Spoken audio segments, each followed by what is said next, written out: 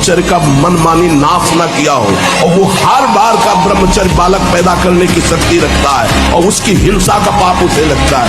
ऐसे कितने पाप गिनाए जो सबसे हो रहे हैं। तो आप चैन से खा रहे हो, पी रहे हो, तो उन्हीं महात्माओं के बल से, जिनको तुम जानते भी नहीं हो, ये उनके भजन का फल है कि तुम पापाचरण करते हुए भी चैन से रह रहे हो। ये ब्रह्मचर्य वो चीज नहीं कि स्वाभाविक नष्ट होती है। जिनको ये है कि होती है, फिर 8 दिन में आपने नष्ट किया है और अब आप रोकना चाहते हैं तो वर्षों आप नहीं रोक सकते। अगर आप छेड़ेंगे नहीं तो धीरे धीरे अंतराय बनता चला जाएगा, एक दिन आप ब्रह्मचारी हो जाएंगे। ब्रह्मचर्य को क्यों नष्ट कर रहे इतना?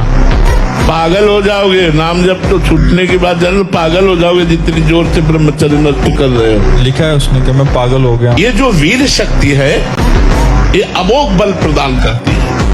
स्मृति, शरीर में एकदम बिजली जैसा करंट, रात दिन एकदम उत्साह पूर्वक कार्य करते रहो, फिर भी थकान ना आना।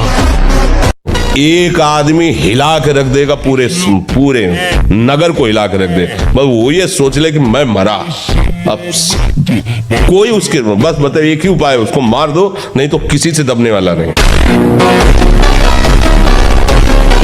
पूरे शरीर में जो गर्मी पैदा होती है, जो शक्ति पैदा होती है, उससे वीर ऊर्ध्वगामी होता है। फिर ये स्वप्न दोष और सब नाना प्रकार की जो कुप्रवृत्तियां हैं, इनका प्रश्न ही नहीं उठता। जिसका वीर ऊर्ध्वगामी हो गया, वही अखंड ब्रह्मचारी होता है।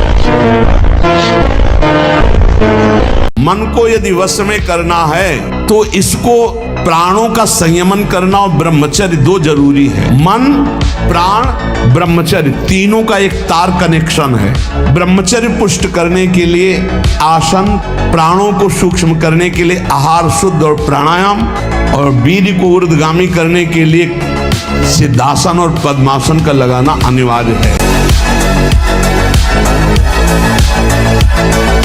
यदि हम भोगाकर्षण को नष्ट करते रहे विवेक के द्वारा, नहीं, बहुत भोगा है, सब लोग भोग रहे हैं, क्या भोगों में अगर सुख होता तो सब तृप्त हो जाते। शास्त्र भी ऐसा कहता है और खुद का भी ऐसा अनुभव है कि कितना भी भोग लो, नवम नवम भोगने की इच्छा बनी रहती है, वो कभी शांत नहीं होती है। इसलिए त्यागात् शान्तिरन्तरम्, भोगों की इच्छाओं का त्याग करने से ही शांति होती है। ऐसे विवेक के द्वारा समझाकर भोगाकर्षण को काट कर भगवदाकर्षण को पुष्ट किया जाए।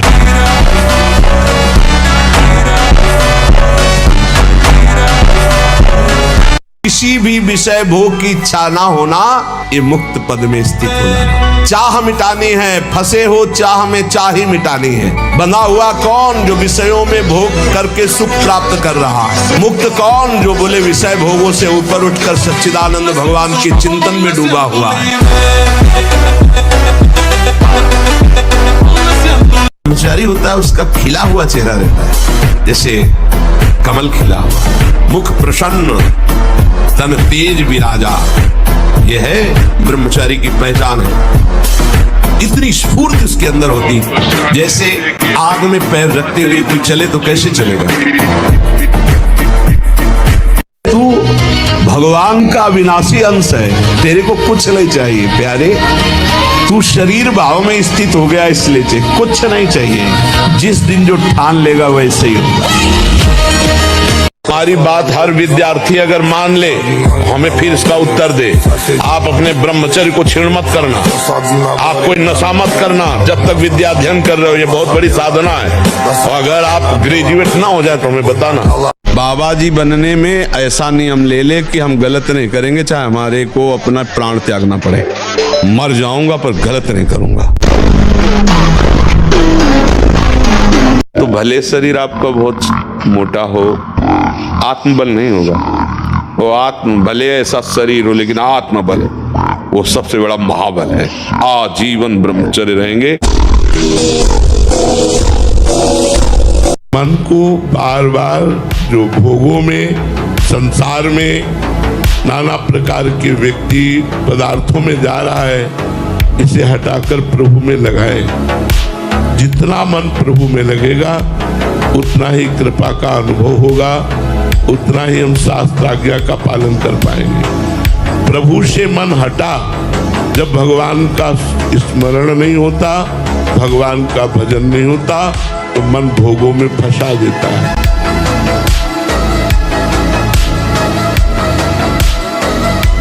सबसे पहला गलत भोजन, रजोगुणी या तमोगुणी भोजन, वो हमारे अंदर जो भजन करने से सात्विक ऊर्जा बनती है उसको छीन कर देता है। दूसरा, गलत दृश्य देखना, जो भगवत विमुख करने वाले सीरियल हैं या जो भी नाटक नोटंकी है। तीसरा, गलत श्रवण करना।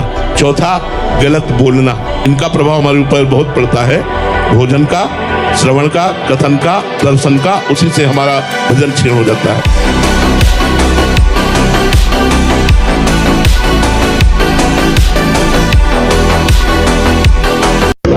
अब वो गए तो क्या होगा, अब वो वस्तु गई तो क्या, पद गया तो क्या होगा। प्रयास किया था, ये पद मिला था, इससे बड़ा पद प्राप्त करूंगा, मैं इससे बड़ा महान बनूंगा। ठीक है, एक बार गिर गया, गलती हो गई, दंड भोगूंगा, फिर इससे ज्यादा संयम में रहूंगा। बिल्कुल, मतलब एकदम दस दिमाग रखना चाहिए। ब्रह्मचर्य आ जाता है, शरीर भले रोग से ग्रसित हो तो विचार शक्ति इतनी बलवान होती है कि शरीर शक्ति के हीन होने पर भी वो प्रसन्न रहता है। खास बात होती है विचार शक्ति, और वो तभी संचय होती है जब ब्रह्मचर्य होता है। ब्रह्मचर्य बहुत बड़ा वरदान है, लंबे समय तक ब्रह्मचर्य रहो।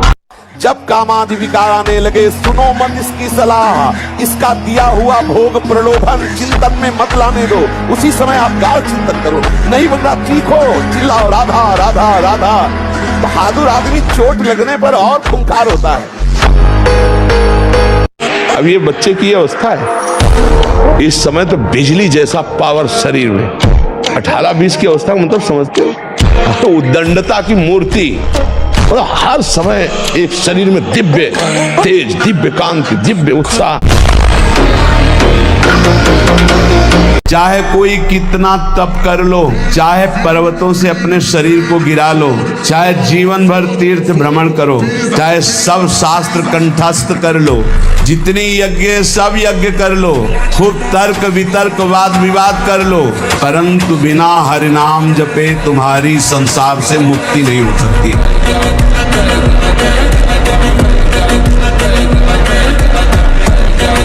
व्यायाम जरूरी है, गृहस्थ हो या विरक्त, आधा घंटा व्यायाम। मोटरसाइकिल भी जब चलाते हैं ना लोग, तो पहले रेस में डालते हैं, नहीं एकदम धुआं धुआं करके रेस में, फिर वो एकदम गर्म। जब तुम भी रेस में डालो, सुबह उठ के 2 बजे उठे, छत में चले गए, 3 बजे तक दंड बैठक व्यायाम प्राणायाम करके एकदम फुर्सत पाए, सत्संग में ऐसे बैठे।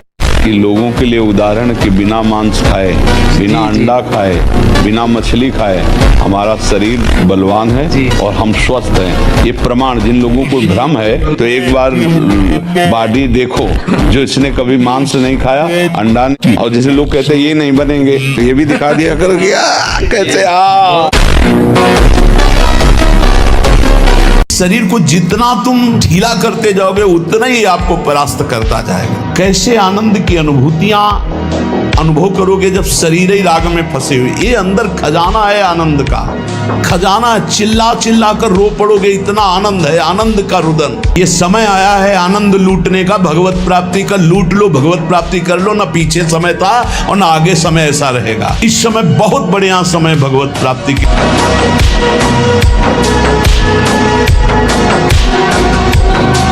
डॉक्टर ने कहा 2-2.5 साल बहुत 3 साल, ऐसे 18 साल 19 साल हो गए। हम किडनी के फेल वाले डिपार्टमेंट में है ही नहीं, हम पास वाले डिपार्टमेंट में। क्यों? हम श्री जी से जुड़े हुए हैं, भगवान से जुड़े हुए, इतना भी भय नहीं है। 2 किडनी दोनों फेल है, अगर 4, 5, 6 होती, सब फेल होती तो भी भय नहीं होता है। युद्ध कर, उठ, हारेगा, मारा जाएगा तो स्वर्ग मिलेगा, और जीतेगा तो भूमि का राज।